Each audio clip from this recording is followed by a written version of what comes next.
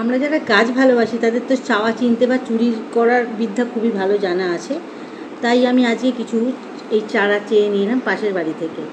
চুরি ফুরি করিনি, ইচ্ছা করছিল চুরি করতে, তারপর ভাবলাম না, সামান্য চারার জন্য চুরি করব গাছ? চাইতে যদি না চাইলে দেয় তাহলে চুরি করব। তা চাইতে দিয়ে দিল যখন, তাই এই চারাগুলো নিয়ে এলাম। এই চারাগুলো হলো গাঁদা ফুলের চারা।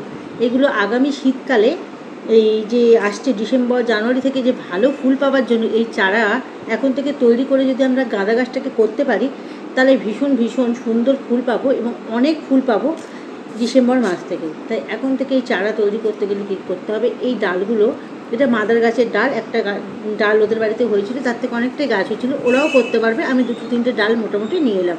তাই এবার এইগুলোকে আমি কীভাবে কাটিং করবো দেখো। এই তো ডালগুলো অনেক বড় বড় দিয়েছে আমাকে। তা আমি দেখছি যে এই এত বড় বড় ডাল তো থেকে অনেক গাছ হবে, সেই জন্য এরকম ছোটো ছোটো আড়াই থেকে এরকম মাপ করে আমি কেটে নেবো ডালগুলোকে। এই যে ডালটা দেখছো কত শেকড়, এইটা থেকেও অনেক কিন্তু গাছ হবে, তাই শিকড়টা রেখেই কাটি। বসিয়ে তো দিই, হলে হবে, না হলে হবে, ডেফিনেটলি হবে, এখন বৃষ্টির কাল।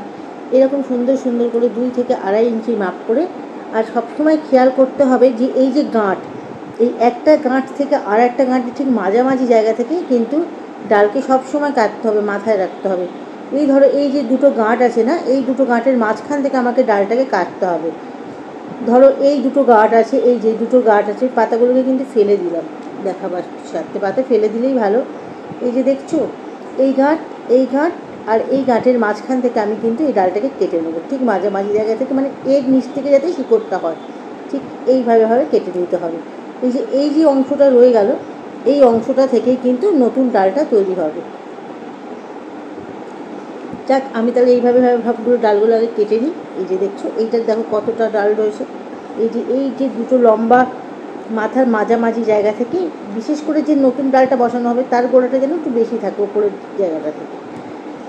কেটে আমরা যারা বাগান করি তারা সবাই জানি এই ব্যাপারটা, তবুও আমি ভিডিও করছি বলে বলে দিলাম। এটার তো অনেক বড় শিকড় আছে, এটা শিকড় সমেত আমি বসিয়ে দেবো। যাক, আমার ডাল কাটা হয়ে গেল। এবার মাটি হিসাবে আমি তৈরি করব কি, সেটা গিয়ে তোমাকে ছাদে গিয়ে দেখাচ্ছি। এরকম একটা কম উচ্চতার পাত্রে সবসময় এই রুটগুলো তৈরি করলে খুব ভালো হয়। আমার আগে সমস্ত পাত্রগুলোর মধ্যে গাছ আছে বলে, এই যে সমস্ত এরকম চন্দ্রমল্লিকার গাছ আছে বলে আমার কাছে পাত্র নেই, তাই আমি বালির মিডিয়া ইউজ করলাম, নইলে আমি মাটির মিডিয়া ইউজ করি। বালির মিডিয়া ইউজ করার আগে এই যে অ্যালোভেরা জেল বা রুট হরমোন যা ইচ্ছা আপনারা লাগিয়ে নেবেন, আপনারা তো জানেন। নিয়ে এইরকম বালির মধ্যে গর্ত করবেন, একবারে কিন্তু ঠেলে ঠোকাবেন না, তাতে কি হবে না, এই অ্যালোভেরাটা উঠে গেলে শেকড় তৈরি হতে দেরি হবে। এইভাবে এরমভাবে পুঁতে দেবো।